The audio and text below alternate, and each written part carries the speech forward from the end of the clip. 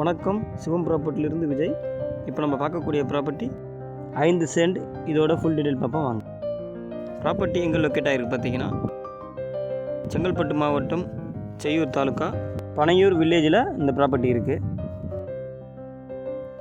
ப்ராப்பர்ட்டியில் பார்த்தீங்கன்னா ஒரு பலாமரம், 4 தென்னை மரம், ஒரு எலுமிச்சை மரமும் இருக்குது. சென்னையிலேருந்து வரும்போது ரைட் ஹேண்ட் சைடில் ப்ராப்பர்ட்டி இருக்குது. Chennai 90 kilometre, Pondicherry 40 kilometre.